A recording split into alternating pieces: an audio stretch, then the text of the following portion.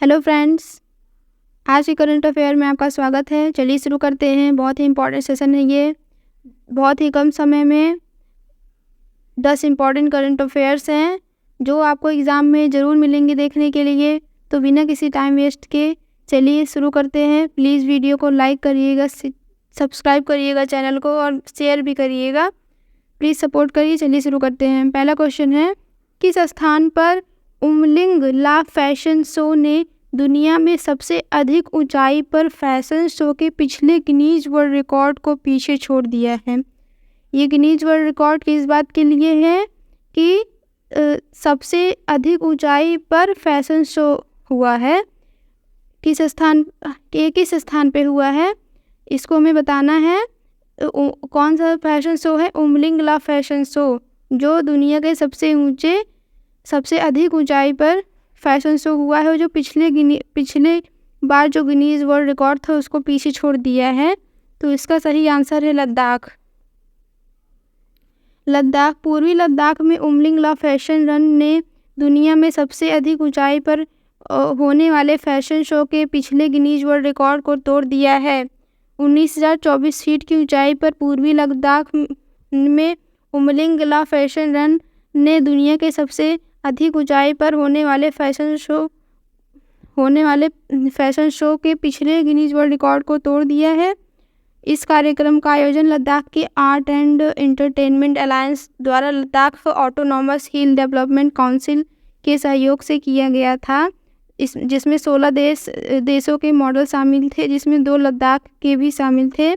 इस fashion show का प्राथमिक उद्देश्य लद्दाख के समृद्ध संस्कृति, पर्यटन और हाल ही में जीआई टैग पाशमीना को बढ़ावा देना था। चलिए नेक्स्ट क्वेश्चन पे चलते हैं। निम्नलिखित में से किस व्यक्ति ने नई दिल्ली में भारतीय भाषा उत्सव और प्रौद्योगिकी और भारतीय भाषा शिखर सम्मेलन का शुभारंभ किया है? भारतीय भाषा उत्सव और प्रौद्योगिकी और भारतीय भाषा शिखर सम्मेलन का शुभारंभ किसने किया है? तो ये है हमारे शिक्षा मंत्री Dharmendra Pradhan.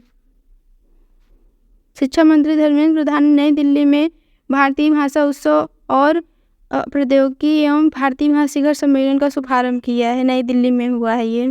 Next question, RBI के डिप्टी गवर्नर सी स्वामीनाथन जे की अध्यक्षता में अस्थायी सलाहकार समिति की 28वीं बैठक कहाँ हुई है?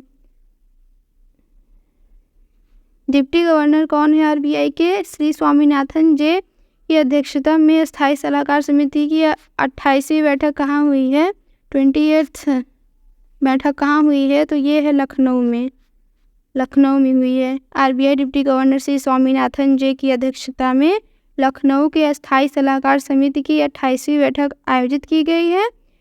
एमएसएमई क्षेत्र को ऋण के प्रवाह की समीक्षा के लिए अस्थायी सलाहकार समिति 28वीं बैठक लखनऊ में आरबीआई के डिप्टी गवर्नर स्वामीनाथन की अध्यक्षता में आयोजित की गई है। नेक्स्ट क्वेश्चन है,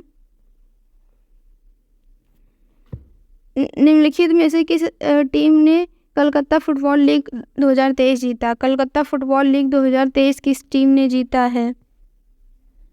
तो ये है मोहम्मडन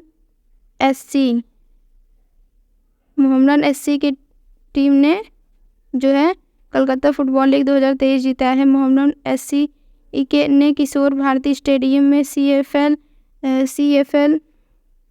2023 के फाइनल में मोहन बगान सुपर जॉयंट्स को 2-0 से हरा करके लगातार तीसरा खिताब जीता है। मैच में 17वें मिनट में रेमसंगा एक शानदार हेडर के जरिए शुरुआती गोल किया है। पहला हाफ समाप्त होने से कुछ मिनट पहले मोहम्मडन के स्टार स्ट्राइकर डेविड लाल हंसंगा ने गोल कुशन को दुगना कर दिया। चलिए बस, किसने जीता है Calcutta football league? Mohammedan SC ने जीता है। नेक्स्ट क्वेश्चन, निम्नलिखित में से किस राज्य सरकार ने मुख्यमंत्री निर्माण श्रमिक पेंशन योजना शुरू की है? किस राज्य ने मुख्यमंत्री निर्माण श्रमिक पेंशन योजना किस राज्य ने शुरू की है? तो छत्तीसगढ़। श्रमिक पेंशन योजना छत्तीसगढ़ ने शुरू की है।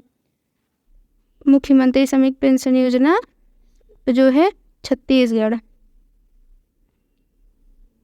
जिसमें जो है हर महीने 1500 रुपये मासिक पेंशन का लाभ मिलेगा।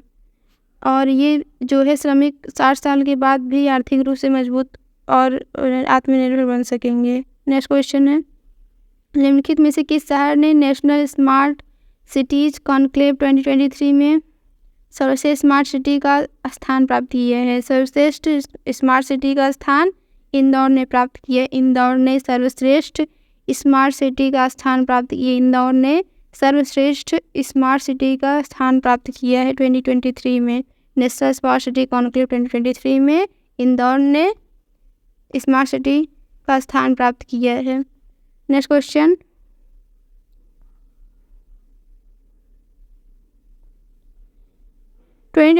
एशियाई खेलों में 17.36 मीटर के सर्वश्रेष्ठ थ्रो के साथ किरण बलियान के कांस्य पदक से पहले भारत ने एशियाई खेलों में महिलाओं की शॉट पुट स्पर्धा में आखिरी बार पदक कब जीता था? कितने साल हो गए थे?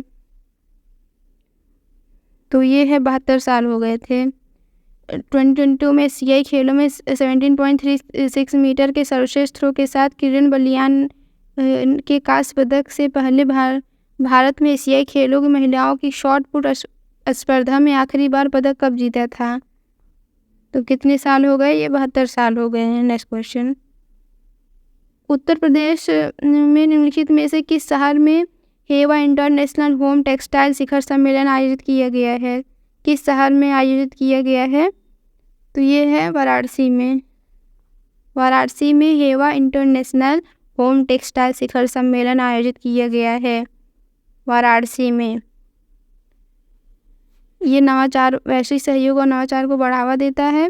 प्रधानमंत्री के निम्नलिखित संसदीय क्षेत्र वाराणसी हाल ही में international home textile summit IHTS की मेज़बानी की है और लीबिया, रूस, ईरान, यमन, कनाडा और विभिन्न देशों के अंतर्राष्ट्रीय खरीदारों का जमावड़ा देखा गया है। और हेवा home textile export welfare association ने भारत सरकार के MSME मंत्रालय के सहयोग से 23 सितंबर 2023 को वाराणसी की प्रतिष्ठित HHI होटल में जो है अंतर्राष्ट्रीय होम टेक्सटाइल शिखर सम्मेलन आयोजित किया गया है। नेक्स्ट क्वेश्चन है,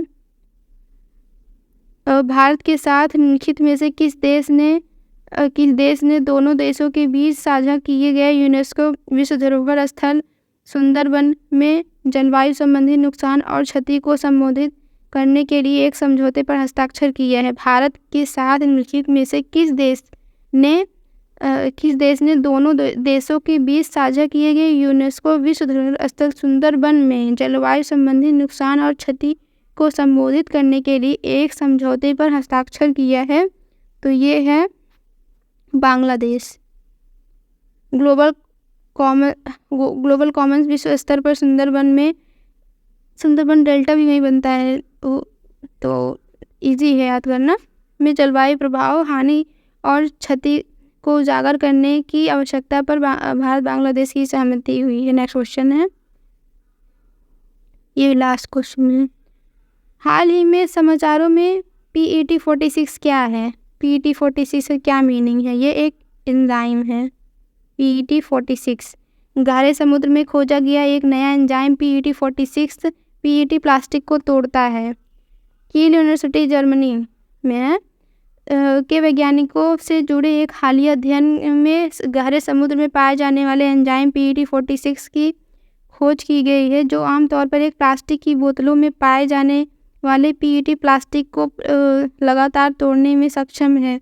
PET 46 में अद्वितीय गुण हैं, जैसे कि लंबी श्रृंखला में छोटी श्रृंखला PET अणुओं को विघटित करने की क्षमता है। ये जो है प्लास्टिक को तोड़ के ख़त्म कर देता है छोटे, जो इसे जैव वैज्ञानिक अनुप्रयोगों के लिए मूल्यवान बनाती है। बस आज का करंट अफेयर यही समाप्त होता है। प्लीज़ वीडियो को लाइक करिएगा। चलिए, धन्यवाद।